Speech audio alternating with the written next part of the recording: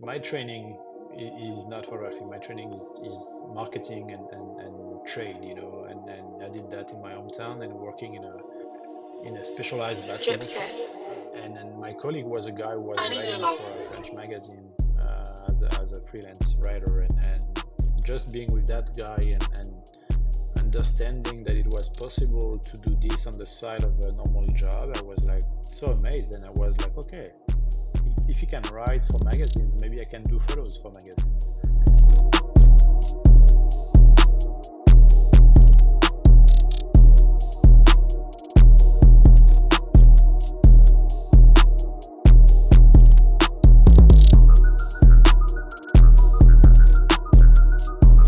Hello, everyone, again to another episode of the Beyond the Athlete podcast.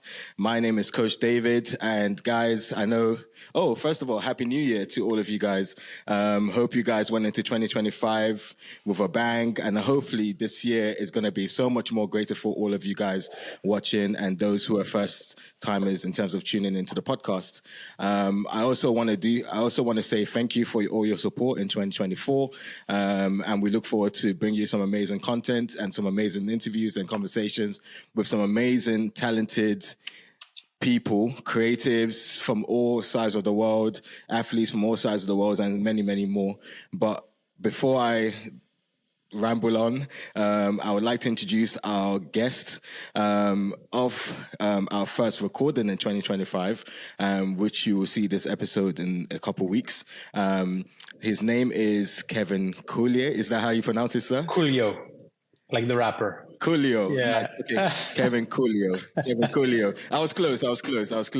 Kevin Couliau. So I'm just going to read a little bit of who he is. So Kevin is a Paris-based photographer and filmmaker, renowned for his work documenting basketball culture worldwide. His projects such as the award-winning documentary Doin It in the Park, which I've pretty much watched quite a few times as well. I didn't even know you did that, which is amazing. And also the independent magazine Asphalt Chronicles, exploring the aesthetics and social impact of basketball globally. So yeah, Kevin, if there's anything I missed, please let us know. But welcome on the podcast. It's great to have you. We've been trying to do this for a while.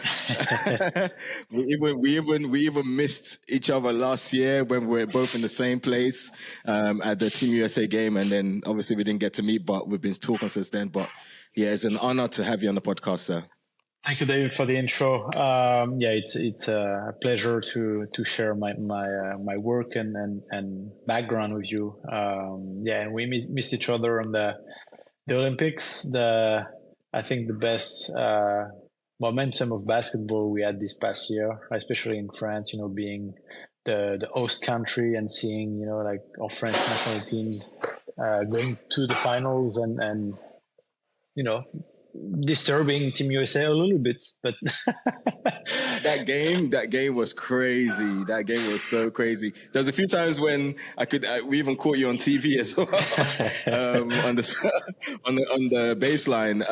But for me, the game with the Team USA and the French team and the women's French team as well. Oh my God, losing by 1 point, but they could have had it because I can't remember her name. If she made the shot just outside the 3-point line, then that game would have gone into overtime. So I think it was Marine Fautou, the short point guard. She was a dribbler. Yeah, it was amazing. But yeah, let's crack on with the conversation.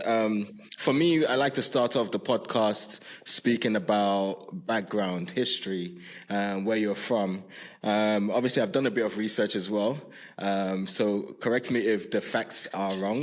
Also, you never know. You never want to believe what's online anyway. So everything that's online. So yeah. So obviously, I know growing up, you had your dad was an architect. Mm-hmm. Your brother was also like a pro skateboarder as well. Yeah.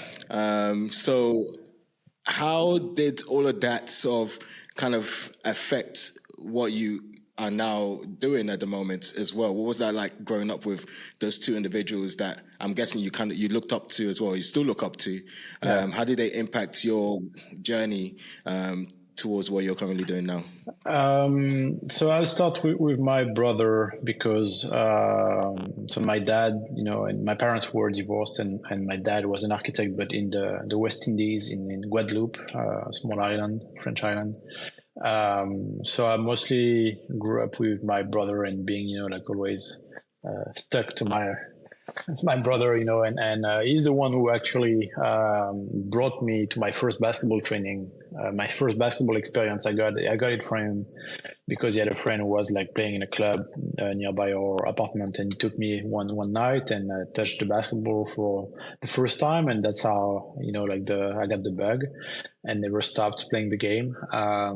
And he was a pro skateboarder. I mean, at 16 years old, he was already like traveling around the world to compete against guys from everywhere, and all the skateboarding legends that are from the US today, like they all were on this contest with him, and he was as well, like doing video, and he was doing skateboarding videos with his friends, and cutting the videos at home with the VHS recorders, and basically I grew up with somebody that was already creative and already like creating stuff, while me, I was, playing video games and doing what kids do, So it definitely got an impact on me, and trying to become creative and doing something that is like, useful.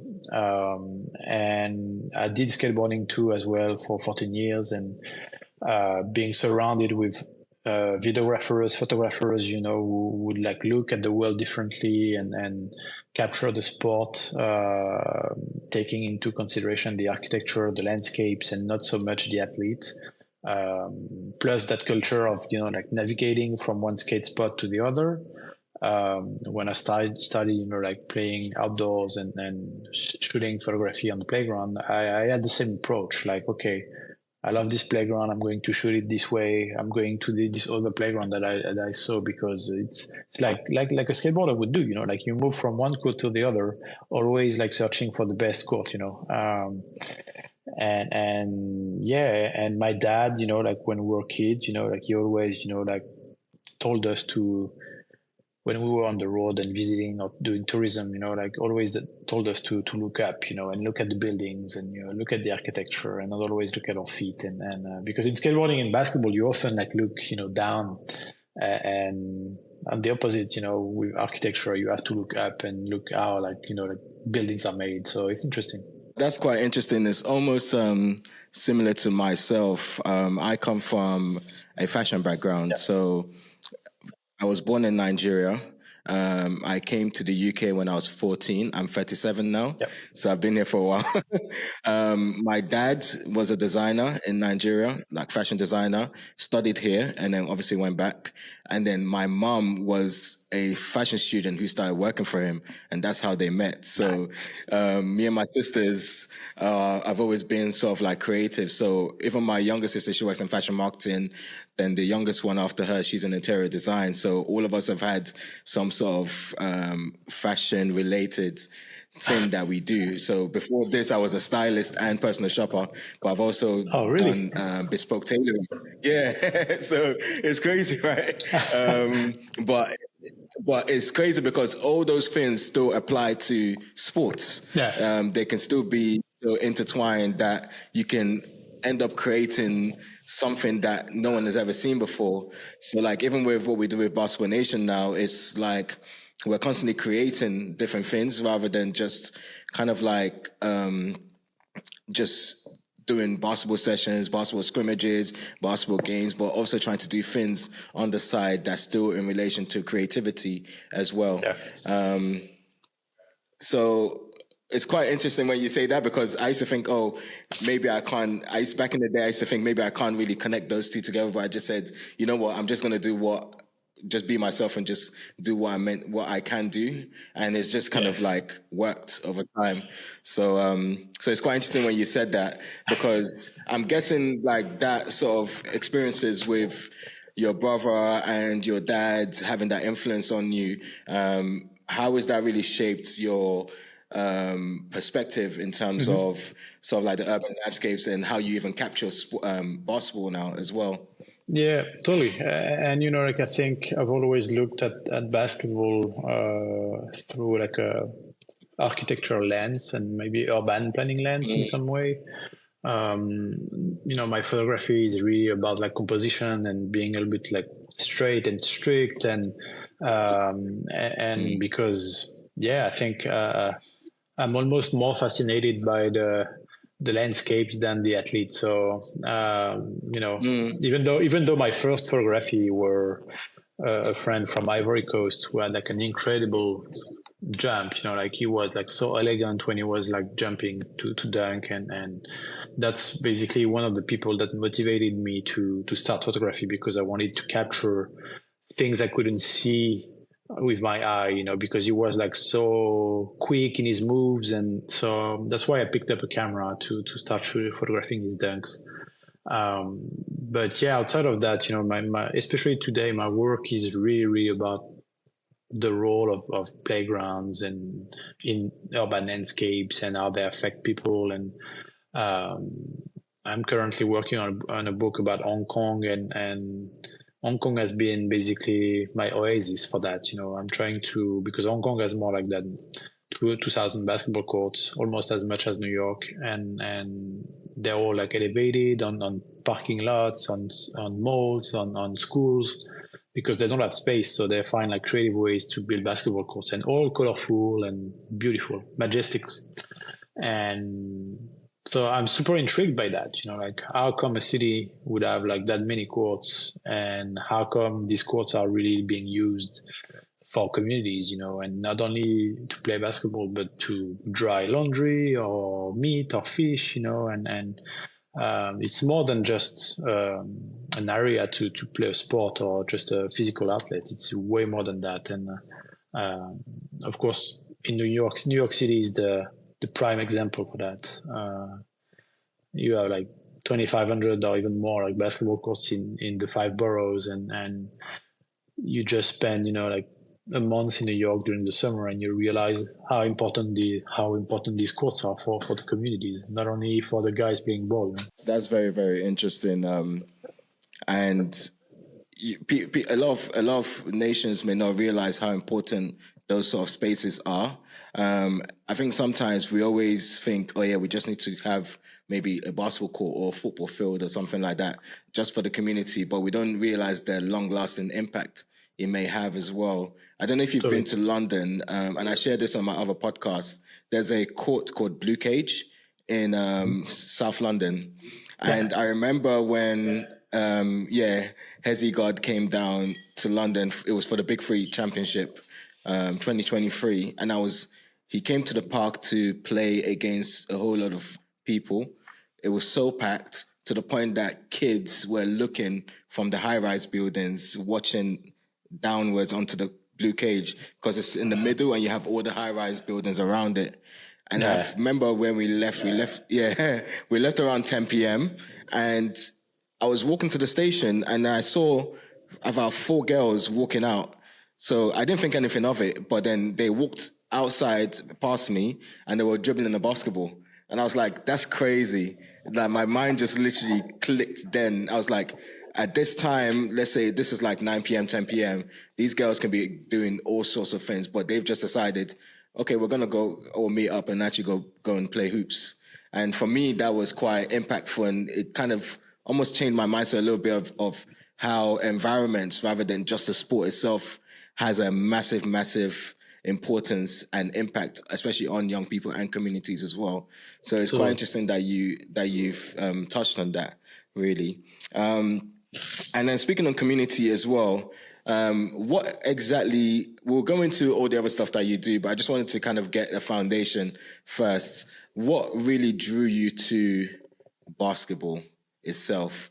Was it the game itself? Was it the community? Was it what you could actually create around basketball? Or was it just, yeah, I would Uh, love to hear from your mind. honestly, like as a kid, it was the game itself. I didn't grow up, like watching a lot of NBA or French basketball or European basketball. I grew up really like playing the game as much as I could in my local club.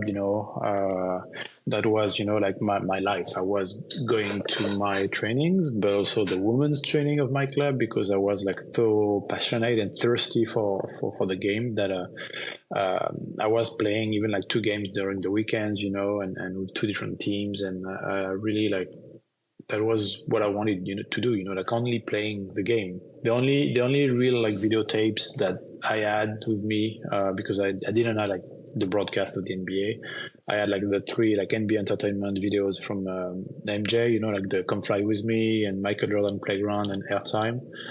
And I learned basketball just watching these tapes and like rewinding and playing, rewinding, playing, like to basically analyze Michael Jordan's game. And but outside of that, I think it's just the game, that playing it. And today, I think even though I get to travel the world and connect with influencers, activists, and nonprofits, NBA people, and pro players, it's not about that to me. It's more about what happens on the basketball court and when you play with somebody. I think what I enjoy the most is when my knees allow me to do it, is like just going on a playground and playing with people and just connecting, with random people. And I think that's what the most beautiful about it is. It's so pure to be able to do that, with a sport, and not all the sports allow you to do that. Like if you play soccer, like you can't do that. You can't show up in any park in the world and say, hey, I want to play with you. Maybe on some beach in Rio, but like if I come to the UK, I can't, like join a group of guys playing soccer. It doesn't work like that in football, but in basketball and maybe skateboarding as well, like it can be like that. You get in a city and you don't know anybody, and at the end of the day, you meet like 5% or 10% because of a pickup basketball game, and that's pretty special. You're absolutely right, because with soccer you can't do that at all. With basketball, you can have like a small little space in the corner of like a city, and you just have one hoop there, and you can just find just one person there that you just decide, oh yeah, you're by yourself, I came here by myself, let's play one-on-one. In football, you can't do that. Totally. So yeah, it's quite impactful. The best sport in the world, I always say.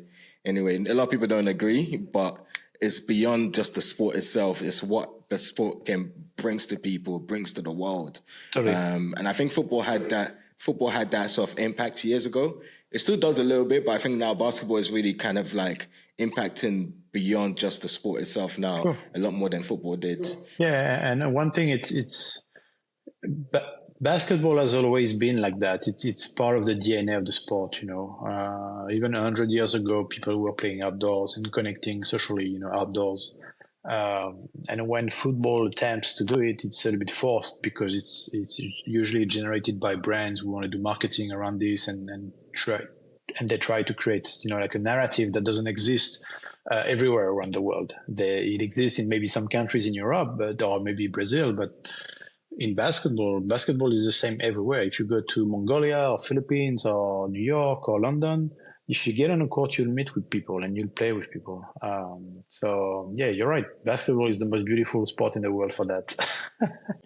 I want to go into conversation around your skill set now. First of all, I see your posts on socials when you're actually playing, so you still play. Mm-hmm. And the reason why I asked that previous question, because I want people to know that you've actually played the sport and you still play the sport regardless of what you're currently doing at the moment. So you know what you're doing, basically. Because some people might say they do X, Y, Z, but they've never really been in the trenches where to actually understand how to kind of accomplish their work, basically. True. So it's quite interesting that you mentioned that.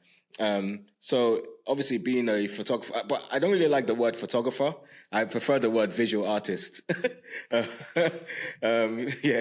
So photographer is almost like especially for yourself, it's almost like a lower word to call you that, basically, because I can say I'm a photographer as well, but your work is completely different from mine. So let me call you a visual artist for the purpose of this podcast. Thanks. I might need to change my Instagram caption. Yeah. So what motivated you to, I believe you started becoming a visual artist? Was it 2004 or was it before that? If correct me if I'm wrong. 2004 was when I started photography, yeah, as a hobby mostly, but as a professional, 2009. I started earning money from it, yeah, 2009. At first, Okay. like I did. My training is not photography. My training is marketing and trade, and I did that in my hometown and working in a specialized basketball shop, which was a great experience to me because I was in that store, like talking to all my friends who wanted to buy shoes and apparel. It was the golden age of, like the Allen Iverson collection and Reebok, the T-Max and the Gill Zeros at Adidas. Jordan was reintroducing retros. It was perfect time to be in a basketball shop. And then my colleague was a guy who was writing for a French magazine as a freelance writer. And just being with that guy and understanding that it was possible to do this on the side of a normal job, I was like so amazed. And I was like, okay, if you can write for magazines, maybe I can do photos for magazines. So that's how it started, like in 2004, I picked up a camera and I got published in a French magazine called Reverse. That was like sort of like, I don't know if you know Overseas magazine, but basically it was a magazine that wanted, like Overseas, to talk about all the types of basketball, not only NBA. And Bounce magazine in New York was founded by Bobito Garcia. Like they published my photos first, and from 2005 to 2009, I was working for a German basketball brand called K1X. I was like managing marketing for France, Belgium, and Luxembourg. And after that, and photo was a hobby.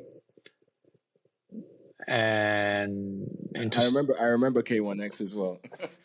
and so 2009, like I stopped this job to become a full-time photographer, and I went to New York City like 3 months during the summer to experience a full summer of streetball. And I bought a Canon 5D Mark II, and did my first commissioned film for K1X.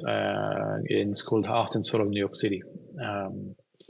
So this film got viral online, and it basically, like comforted the idea of trying to document playground basketball and stay in that direction. And especially because maybe I realized I had like a sort of like, not a talent, but something, an eye to shoot it differently than what was already available, I guess.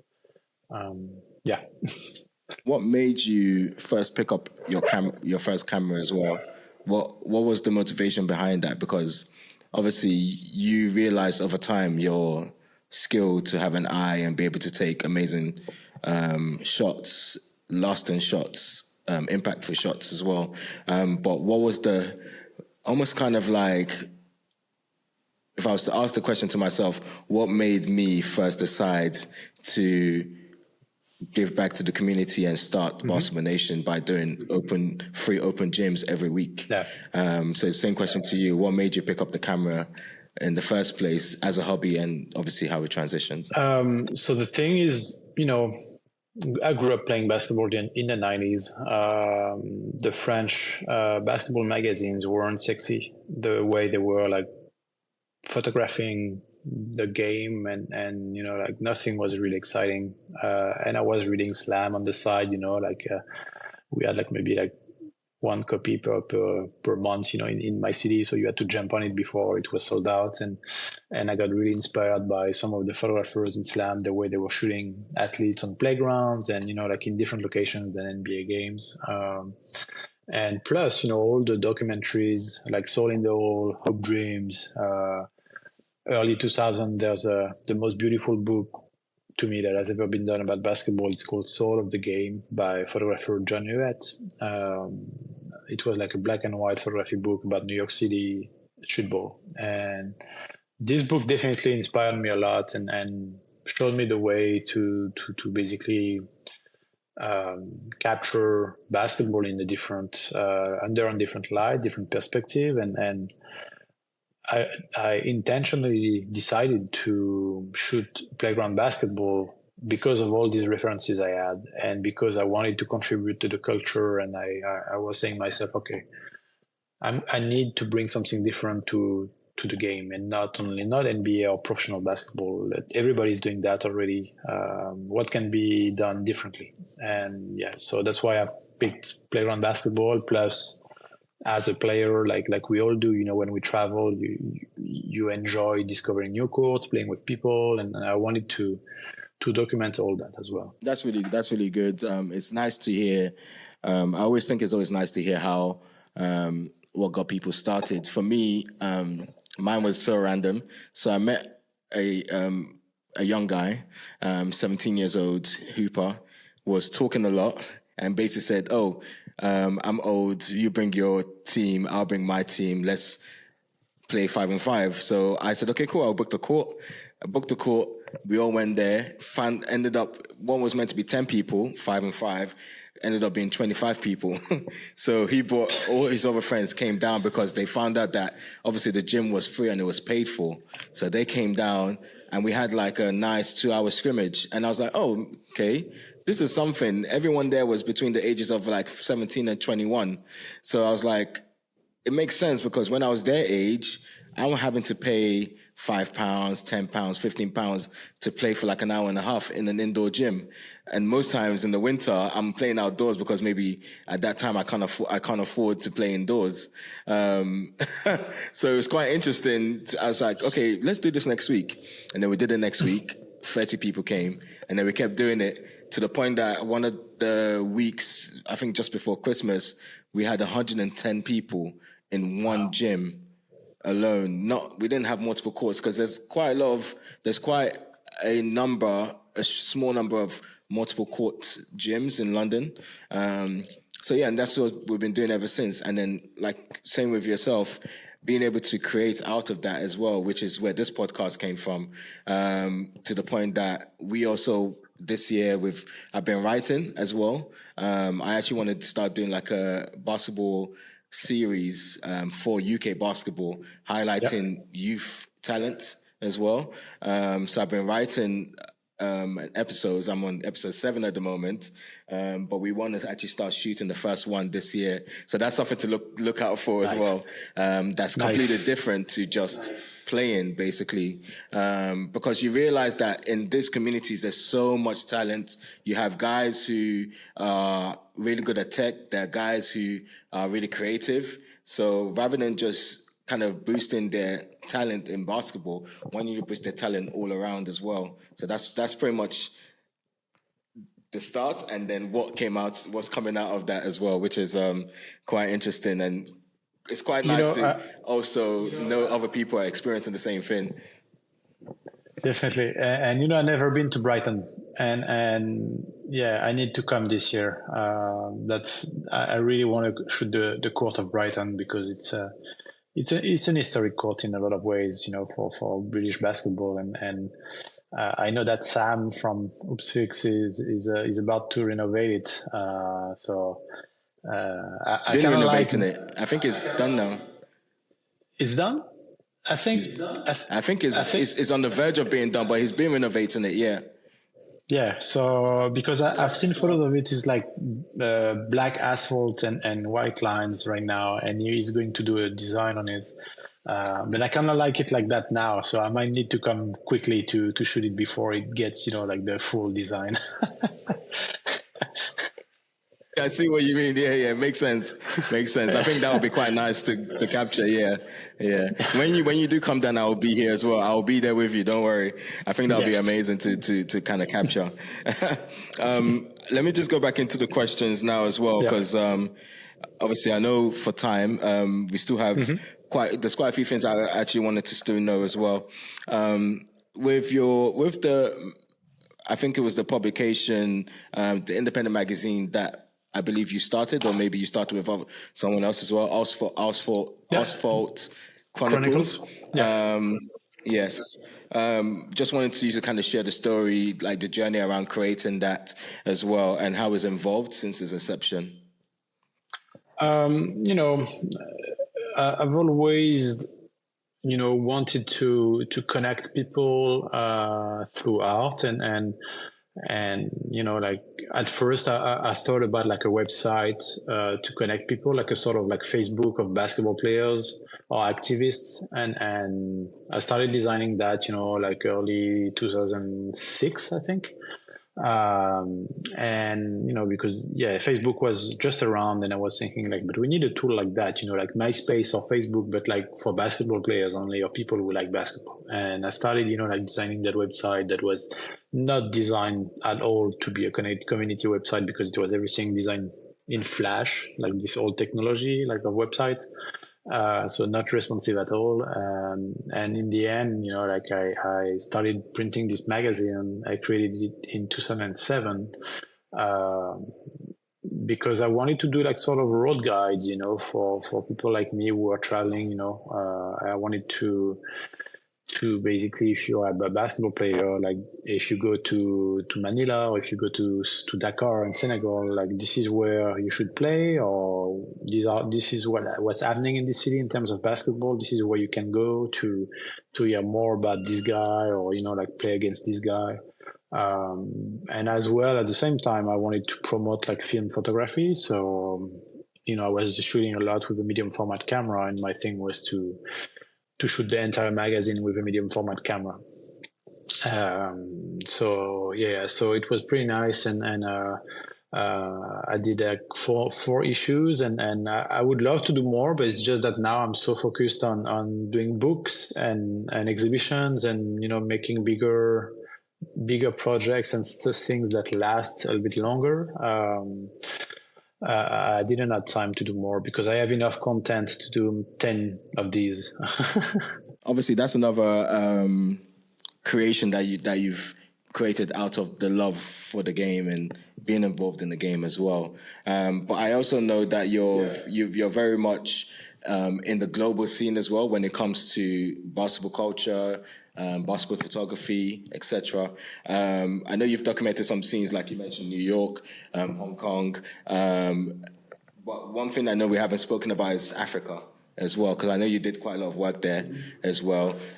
How does the culture surrounding basketball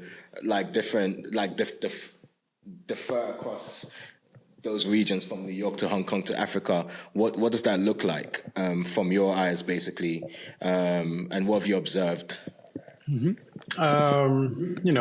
Africa is a vast territory, and a lot of countries and different cultures.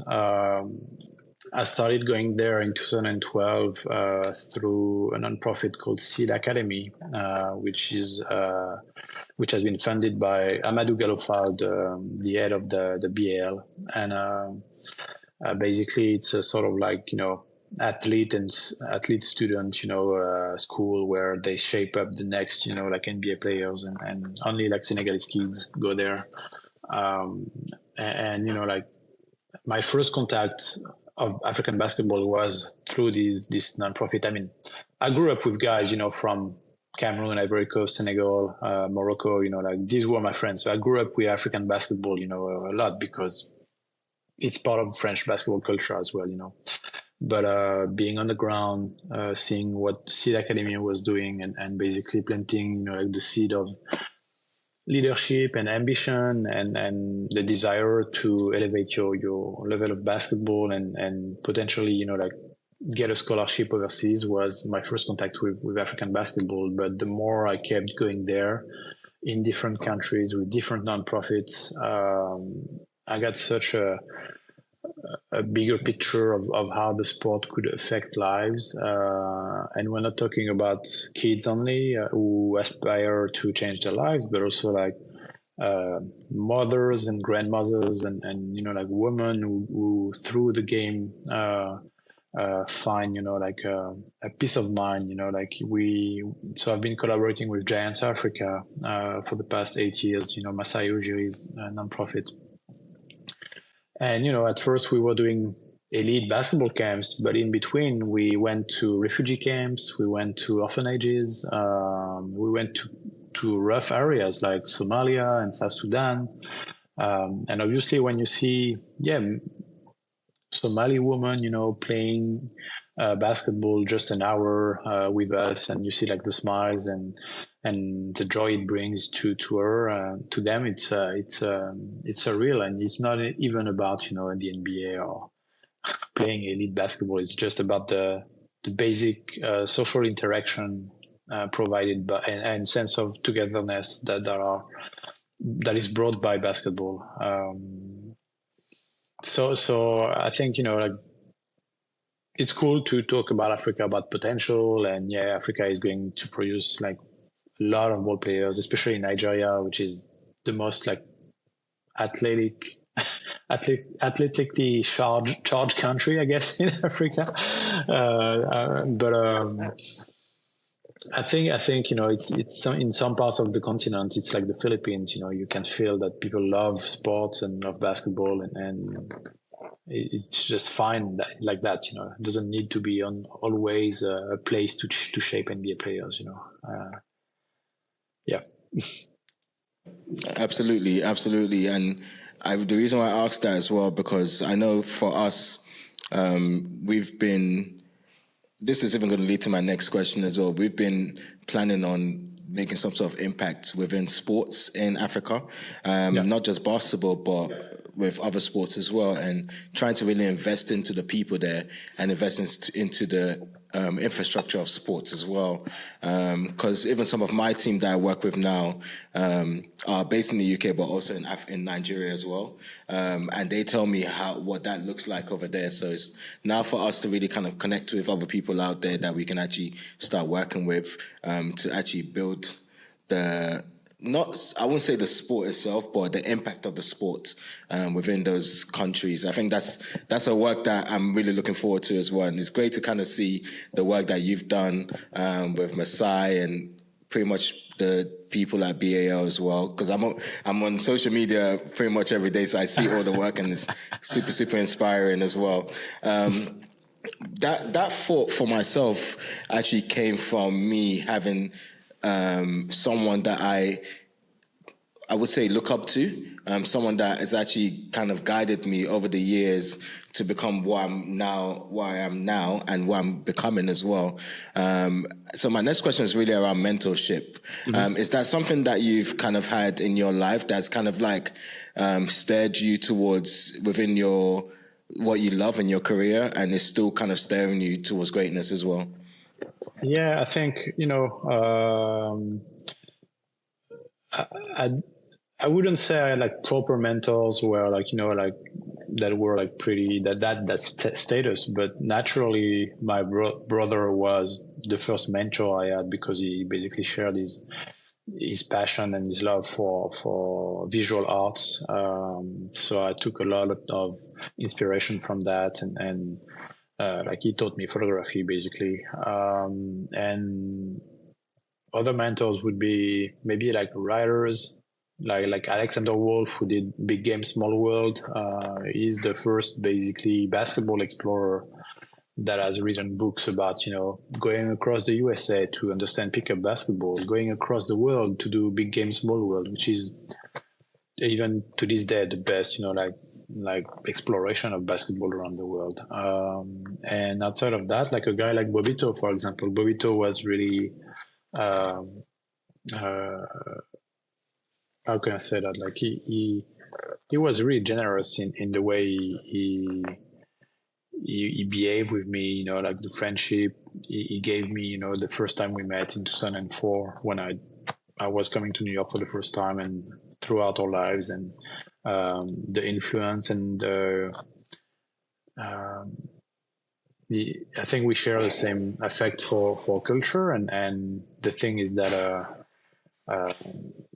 the way I think as a freelancer, it was really inspiring to be with him because he's a king of self-marketing, self-promotion, without selling his soul and being super conscious of his image and how can I say like he's an historian as well. He cares about culture, and that's super interesting because I'm not as much of an historian as him, but I respect that, and I feel we were aligned on when we were doing the film, Doing It in a Park, because I brought like a visual perspective to the knowledge he had in his brain, So yeah, I think we made a good team in that sense. Amazing. I think you're in line with my conversation here because my next questions was going to be around the documentary as Yeah. well.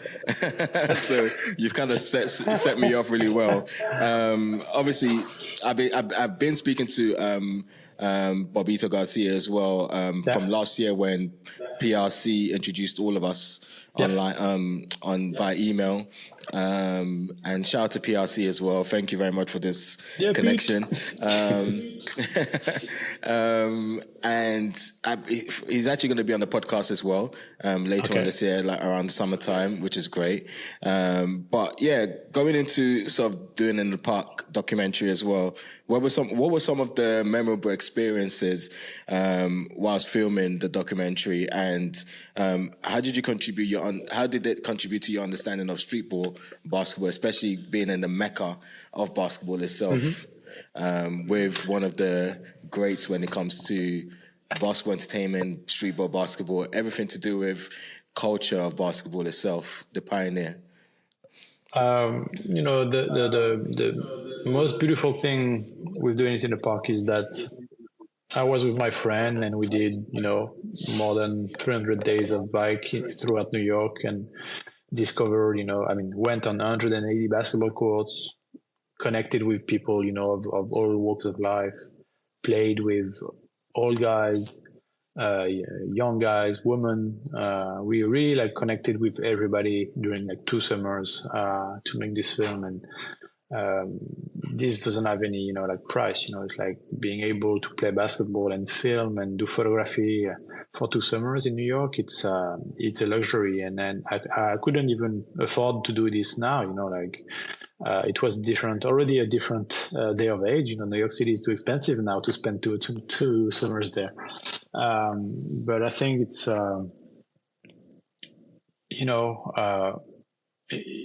you never know how it's going to look until you do it, and until you shoot it, and you come back with the footage, and until you really do these interviews and people deliver majestic things, on camera, and like Pee Wee Kirkland, for example, it was a major interview, and we had the luck to have characters that were incredible on camera, and I think that's what was so special, and that's, I think, the beauty of basketball too. Everywhere you go on a playground, there will always be a character on the court. There will always be a loudmouth or a local star, or somebody that will be generous on camera. So we had incredible experiences.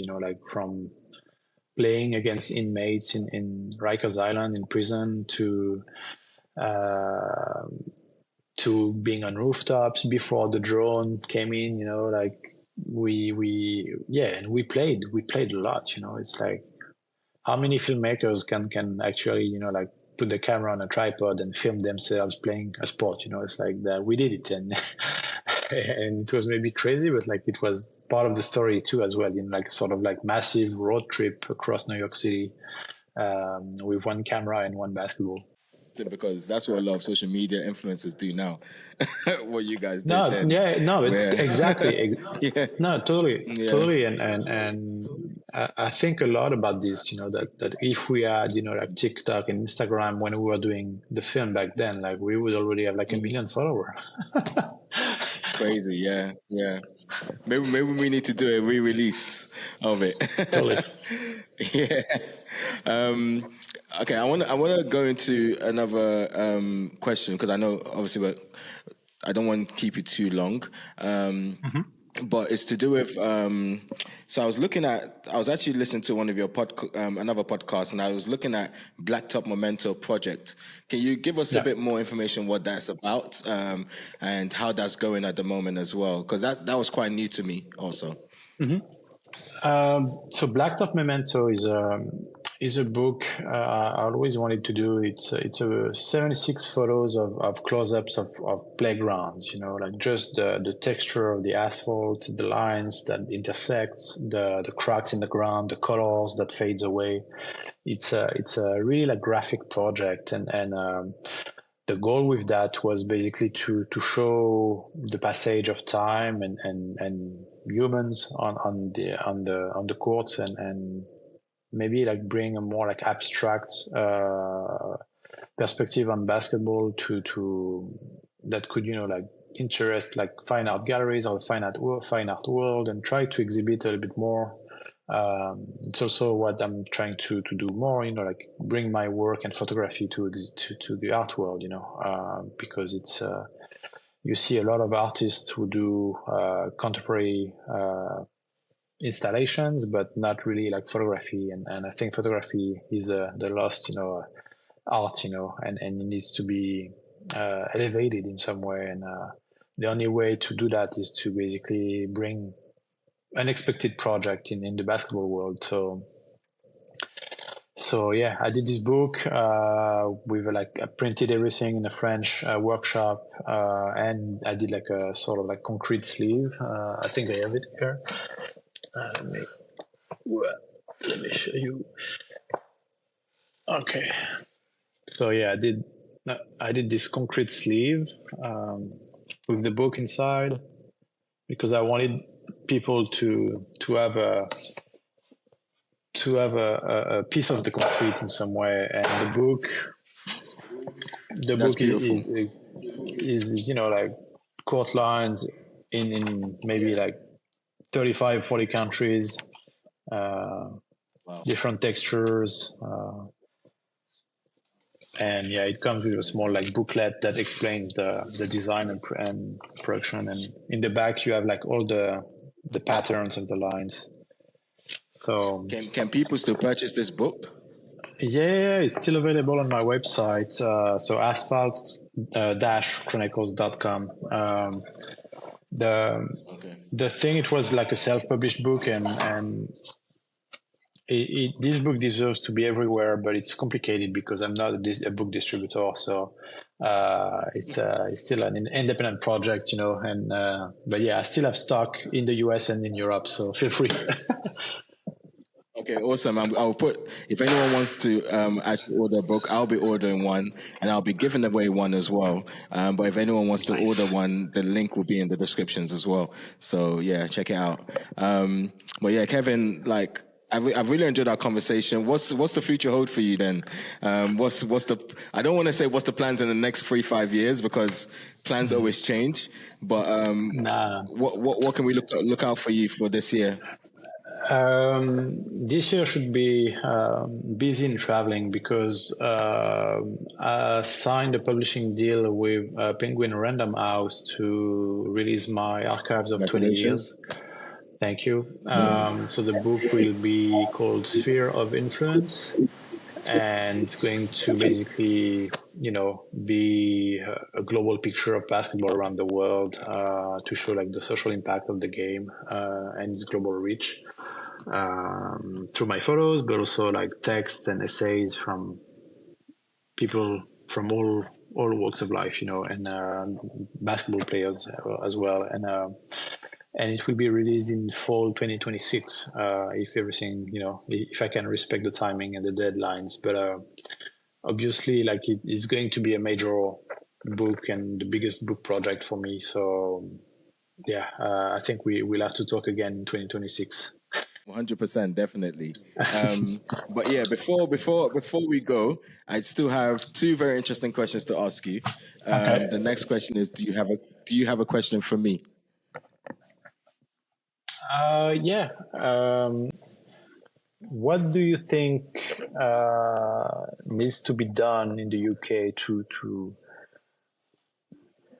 produce talents the way France is producing talents right now, for example? Because I think you guys have an interesting demography as well, almost similar Yeah. as France. But how do you convert, like, the youth to elite basketball? To be honest with you, I think it's first of all accessibility, having places to actually play.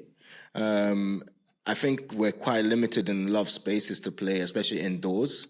I think that's something that we need to actually create, because I know in France, especially Paris, you guys have spaces where it's just predominantly basketball, nothing else.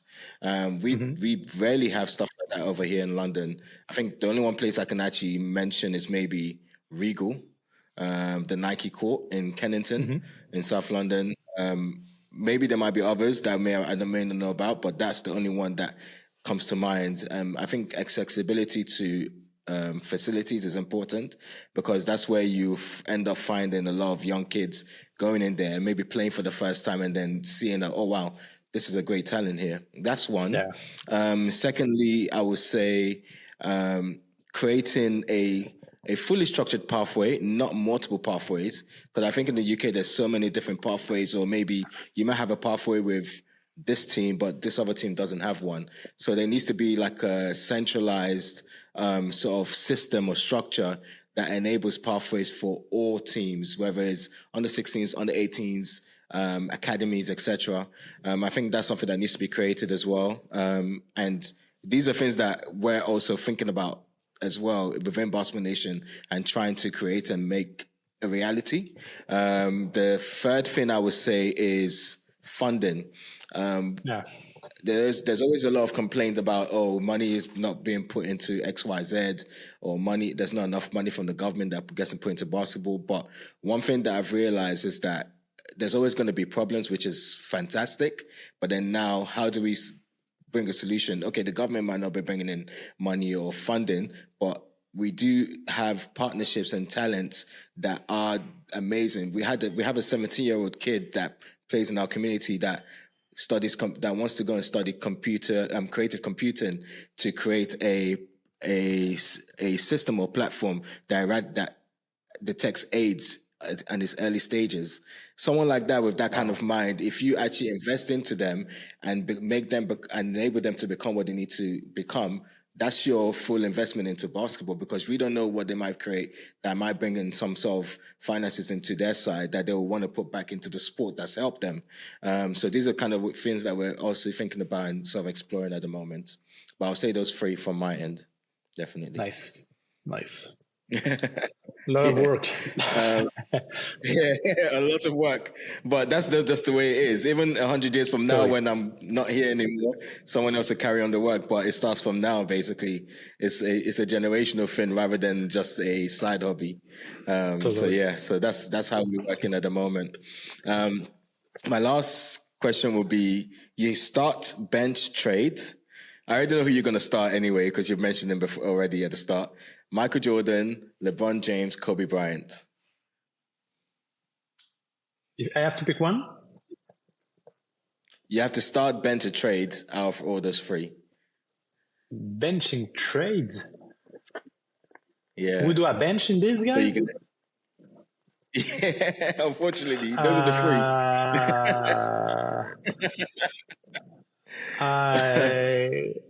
I trade LeBron. Okay. I bench Kobe. I know. Yeah, and then you start Michael Jordan. Yeah. Of course. Honestly, yeah. It's not an easy answer. It's not an easy answer at all. If it's about winning the game, I put MJ on for sure. Okay. It's like That's fair. That's fair. And I know it's a difficult one. Do you know why I asked this question? Because I'm actually when I get to my sort of like 50th episode, what I'm gonna do is every single person that's answered this question on all my podcasts, I'm gonna create a compilation video of all their answers, because I actually want people to see it. It's quite interesting, especially during the GOAT debate that we have now. I'll start MJ. Nice. Okay, cool, amazing, great answer. And last but not least, who would you like to see, or who would you like to invite or recommend onto this podcast? Should I pick somebody from the UK or anywhere in the world? I speak to everyone. I've had guys in Germany that I've spoken to as well. Yeah. I have a friend That could be interesting to you. She's Romanian and Korean, and basically she plays national team 3-on-3 for Romania, and plays 5-on-5 professionally in South Korea. So that could, and could be interesting for you, because that's somebody. I need to go see her in South Korea, because I met her in Romania. But I think it's interesting, like being torn up with two countries, and playing in a national team, and in a pro league, like different cultures, and I think it's super interesting. So that could be interesting, yeah. But I could list like Amazing. 500 people. Yeah, don't worry. We can discuss that outside as well. But yeah, no, but that sounds very, very, very interesting, and I'm looking forward to obviously speaking to her if that does happen. I think that'll be quite an interesting conversation. Definitely, I've had a few amazing females on the podcast. I've had Temi Fabenle, who played for. The same team as Caitlin Clark last season, who's now going to be playing in Las Vegas as well next season. Upcoming, I've got Ezinne Kalu, the point guard for Nigeria, Olympic team as well, coming on in a few episodes as well. So it's quite a strong roster of women, which I love. So, but yeah. Kevin, it's been amazing. Thank you very much for coming on. I know you're a busy guy, and I'm glad that we've been able to make this happen. But thank you so much. I'm just going to say to everyone, guys, listen to this podcast.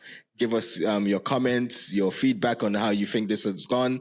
We always like to keep improving our episodes. And yeah, all the links down below for how you can find Kevin on social media, his work, what he's done, his project that he's working on at the moment. Maybe just message him or like one of his like one of his images, and just say hi. I saw you on the Beyond the Athlete podcast. But yeah, it's been an amazing conversation. Thank you all, and I hope to speak to you guys soon. Take care. Coach David out. Peace.